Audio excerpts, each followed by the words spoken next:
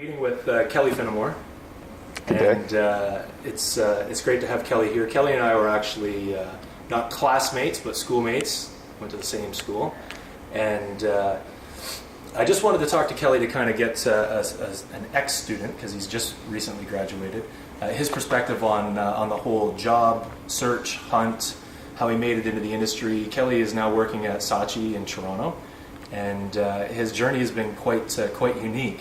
A little different than some, anyways. So, Kelly, you took a 3-year program at Mohawk. I did. Tell us about that. Prior to coming to Mohawk, I was a private investigator. I couldn't stand it. The hours were long, much like sometimes in the ad industry, but it was very boring. We'd be sitting in a car for 12 hours a day, kind of watching a front door and seeing if a guy's going to come out. I couldn't do that anymore, so I figured, screw it. Might as well go into advertising. It wasn't like a pre-discussed thing with anybody. I didn't know why advertising was the right place to go. I kind of lucked out with it. So yeah, I figured A for advertising, screw it, we'll go to advertising at Mohawk. Got accepted. First year was crazy because the class size was huge. And we got introduced to Jeff Petrossi. I guess it was his first or second year teaching there. And he was kind of what inspired me into loving advertising so much. When I first started, I didn't know, anything about Volkswagen advertising or Lee Clow or CP&B or anything like that until he kind of got me interested in the whole field of it. First year it went by very quickly.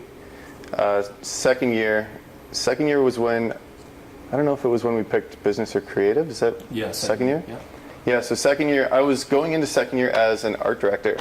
So I wanted to do graphic design, art direction, all that stuff. And one day Jeff came up to me, he's just like, your art direction is kind of not to par with other people. He's like, maybe you should try writing. So, okay, I'll try writing. And I kind of did really well with it, apparently, according to teachers. We entered some award shows in second year, didn't do that well. But, second year was a great experience because not because we're not with business folk anymore, but it was just like a very creative environment. So we didn't have to complain about doing spreadsheets and buying media and costing or whatever business folks do. We just got to stick with creative. We still got to see the business students, just not as much, maybe outside at parties, stuff like that. Second year was a lot of fun. I didn't know where I was going. We'd always have people come in to talk to us about getting our portfolios ready. So, start now, start early, get your portfolio done, but nobody ever took it to heart, really, I don't think. I was just going to say, did anyone listen? No, I didn't start my portfolio until third year, like halfway through third year. Nobody did their portfolio in second year, which I've come to realize was a big mistake because then you're rushing third year. So, get portfolio done start as soon as you can because it'll just improve from that point, no matter how bad it is or what you have in it. And that's any program, not just Mohawk. Because there's some 2-year programs too, so think of that, but shorten it down a year, and then you're into second year and you have to have a portfolio already, right? So start a portfolio your very first day. Yeah. My very first ad is horrible. It was supposed to illustrate how fast a printer could go, so I had this printer and then a bat catcher, like a baseball bat catcher, just sitting there saying like 95 mile an hour piece of paper or printer or whatever. Bad ad, but I still have that in my portfolio today just to illustrate how bad I was when I started. Start that as soon as you can in your portfolio. Second year was pretty awesome. It was intense. There was a lot of long hours. Did some overnight stuff at the Mac Lab. At Mohawk, you'd get kicked out of the Mac Lab at around 11 o'clock at night by security guards, so we'd have to go to somebody's house, drink maybe a little bit. But that was cool. Third year, got into third year, and that's when we really had to kick it into high gear to get our portfolios ready, learn all the final stuff that we could at Mohawk, and get out there to find an internship. So there was people, they weren't really applying for internships at the beginning of third year, which they should have maybe, we all should have, but nobody was really trying to look into it. They figured they'd get through first semester and then kind of apply and they'd get in. I think there's still some students who haven't gotten in, which is unfortunate, but they will. They just have to keep working at it. But I didn't really actively seek out an internship. An internship opportunity came up at Crispin Porter. Every semester or whatever, they have a recruiting thing where you send in your online application and your portfolio, and if they like it, they'll send you a test of some sort. I figured there's no way I'm ever getting into Crispin because Crispin's like a huge agency. I always love their work. And this is, for the record, it's Boulder. Yeah. Not here in Toronto. It was the Boulder office. Yeah, and I mean, I later found out that you could apply to the Toronto office. I didn't know that at the time. But one of my friends at college, Emma Wathen, she convinced me to send in my portfolio, my resume, all that application stuff. I'm like, Emma, there's no way I'm getting in. Like, it's kind of a waste of time. So I figured I'd do it all the night before, and I handed it in like an hour before deadline. And I figured that'd be the end of it. But then a week later, I got a call from Crispin just saying, you know, we liked your work. We'd like to send you out a test. So I applied as a copywriter. And as a copywriter, they send you out a copy test, which asks you a bunch of weird questions, like what's your favorite finger and why? They ask you to write out instructions how to tie a shoelace, and like just weird stuff. So I did that. I filled that out again just before deadline because that was only the first round, and I sent it back in. And yeah, then I got a call maybe a month later. They're just like, we'd like to offer you an internship in Boulder. I'm like, are you fucking kidding me right now? You're offering me an internship in Boulder? Like, yeah, I'm gonna accept. Like, who's gonna say no to that? So I went out to Boulder. It was my first flight, my first kind of trip outside of Canada. You know, it was very kind of culture shock-ish going from Hamilton to Boulder, because Boulder's, from what I saw, it was a very small, like hippie-ish community. Apparently, I haven't like looked this up or anything, but apparently it's like the healthiest town in America. So there was places where you can't get butter and you can't get white bread. And it's like, I went grocery shopping the first day and I had no idea what to buy. Like, I was buying all these weird foods that I've never tried before, most of which, by the way, are disgusting. I tried some weird bread which I thought was white, and it was absolutely horrible. But yeah, Boulder's like a hippie-ish town, but the coolest part is that you get to see the Rocky Mountains. So the house I was in, I had to walk up the Rockies to get to it. Not like up fully, but up a little bit. Yeah. In the snow. I had a donkey carrying all my stuff. Yeah, we had to go up the Rockies to get home.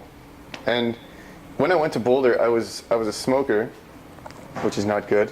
I was a smoker, and the air's so thin because you're a mile high that you lose breath walking a straight line. So Boulder was not only a perfect chance to get into advertising, but to quit smoking as well, because it was an hour and a half walk or whatever to a store that would sell cigarettes. Like, screw that noise. I don't have that motivation. Yeah, no, it's definitely not even worth it. And what was CP&B like? Yeah, well, I started at Crispin. My first day there was an orientation, so we had to fill out a bunch of forms and that kind of crap. And then, like, you walk into this building and it's just huge. It's industrial. I don't know how many employees are there, but there's a lot. Like, the place is massive. There's people riding around on tricycles, and there's a giant stuffed elephant thing in the side from Barnum and Bailey or something. Like, it's just an amazing place. We didn't really get a lot of work at first because we were kind of just settling in. There was like 24 interns, something like that, from all over the world. We had people from Brazil and Germany and USA. There was one other Canadian from Vancouver. So, I mean, a lot of people made fun of us for saying a lot. But Crispin was amazing. We got into stuff like Burger King right away. I think within the first week we were working on a brief from Burger King to do some online stuff, which was really neat. Coming from school to be working on a real project where you're going up against real art directors, real copywriters, other creative directors are putting in work. So that was really neat, getting exposure to that. All the interns get mentors when they go to Crispin, so I'll have a creative director team working with me, and I get assigned a partner. So I had an art director partner. And yeah, the mentor thing's really cool because you can bring them work and they'll say, this is what you're doing wrong, you know, like, maybe you should try it this way. I know with my writing, the first time I wrote something, the creative director's just like, you know, would you talk like this? Like, would you actually say, like, Burger King comes in so many sizes? Like, you never say that to another person. So he's just like, make it conversational. And that's probably the best piece of advice I've ever got about my writing, was just make it conversational. As long as it's conversational, people will take it in. But yeah, we got a lot of work at Crispin. I did a 72-hour, 48-hour thing where it's just stay awake all night long. And it was a craft tweet to TV thing, which I don't know how long ago that was that it happened, a couple months or something. But that was intense, just staying up for 2 days and not sleeping. But it was a lot of fun. Just the people that I was working with were good fun. They, as well as myself, was very tired. But that was cool. The only unfortunate bit about Crispin is that it's so large that you don't get to actually meet everybody. Yeah. You get to meet a fair bit of people. The partying is crazy. So they'd have, like some agencies, they have beer in the place. So, Friday evening, you start drinking at work and then go out to the bars and party. I couldn't keep up with these 40-year-olds, and it was really bad. It's like It's all about healthy eating. yeah, yeah. I was telling people, and they're like, show them how Canadians drink, and no, like the Americans should show us how to drink, like, in an agency. So you spent how much time at CP&B? It was 12 weeks. It was a 3-month term. Yeah. Yeah, and it was a great experience, best experience of my life. I don't know what other internships are like. I have nothing to weigh it on, but Yeah. I couldn't imagine anywhere else being better than the experience I had there. And for the record, I mean, you had an ideal situation. So you go straight from college Yeah. to Crispin in Boulder, Yeah. and then tell us how you got here. Yeah. Yeah, so I figured, I hated my book, and I still don't like it, which is a good thing, so it's room for improvement. I went from school straight to Crispin, straight to Saatchi & Saatchi in Toronto. There wasn't... So I left Crispin on a Saturday. My flight out was Saturday afternoon, and by Tuesday I had a job here at Saatchi. So I only had a couple days off before I started working again. So there was no wait time or freaking out, will I get a job, will I not get a job?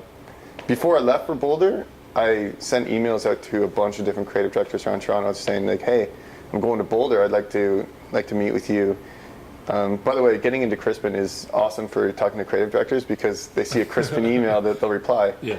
I sent out a bunch of emails from Mohawk saying I was going to Crispin, and the only creative director who really wanted to see me was Brian and Helen from here at Saatchi. And they're like, sure, come on in. This was after Brian had spoken to our class. So he came in and talked to our class, and he's like, don't email me until February. I'm so busy, I won't even talk to you. So I'm like, fuck it, I'll send him an email and see what happens. And he sends me one back. He's like, well, I told you guys specifically not to email me, but I like that you broke the rules and didn't even listen to me at all. So he's like, yeah, come on in before you go to Crispin. We'd like to see your book. So I came in and met with Brian and Helen. They liked the work that I did, and they said to keep in contact when I was at Crispin. So yeah, I did that. I talked to them back and forth while I was there. I called them a bunch of times, and when I got back, they're like, we've got a spot for a writer if you'd like to come in and, meet the art director, see if you guys jive well, if everything's all good. And yeah, I met my partner, Lena. She's amazing. She's great to work with. I met her and Brian and Helen over lunch, and yeah, here I am. They like the work that I did at Crispin, so. It's awesome. And this job that you have now, the dream job, yes, for the moment, until they find you drinking out of a toilet or something like yeah, that, is because of that connection at school. So yeah. Again, it comes down to, in a way, that was your networking. That was your opportunity to reach out to someone in the industry and say, take a look at me. Yeah. And you broke a couple rules, but rules are meant to be broken, right? The staff at Mohawk are amazing at connecting you to people who you need to be connected with. That's right. Wayne, I'm working here at Saatchi, but he's still sending me emails to my Mohawk account, like job opening, Yeah. like all these events, like Jeff and Raph, they want us going into award shows as students, and they're a great help. Mm-hmm. You got to stay in touch with them too. I still talk to them all the time. Yeah. I'd like to go see them too, but. What advice do you have for the theory is, or the thought is that, well, I'm not a Toronto school, it's harder to get noticed, or, it's harder to get to the events, but we have teachers in, Niagara and Hamilton and Windsor and Sarnia that are saying, look, take time, go to the events, network with people, you can find them just as easy as anyone else. So what's your advice to those people that say, I'll just wait, or maybe it's not that important? Wait. You got to go to it. You got to go to as many events and talk to as many ad people as you can. Send out emails to random art directors, copywriters, whatever, and just talk to them because they'll take the time to talk to people. It's not like I'm so swamped in my day I won't talk to people who are talking or want to know about advertising, right? But go to the events because advertising really is a networking thing. And I'm new to the industry, so I haven't networked that much. But my partner, she's been in advertising for 6 months, something like that. And she knows all these people from production companies and other agencies and just people in the industry. It's crazy how much you need to network. It's a tight-knit industry. It is, and everyone knows everyone. It's true, yeah. And even going to an internship in Boulder now, I know people at agencies in the States and in Germany. So it's awesome. And they still keep in touch. Yeah, if a job comes up, I'm sure if they wanted to work with me, they'd send me an email. But sure, awesome. Yeah, it's neat. Kelly, thanks so much for your time. I appreciate you taking your time to talk to the AdBuzz audience. No problem. Share your wisdom. So it's been a great journey. Keep it up. Thanks. Have a good one.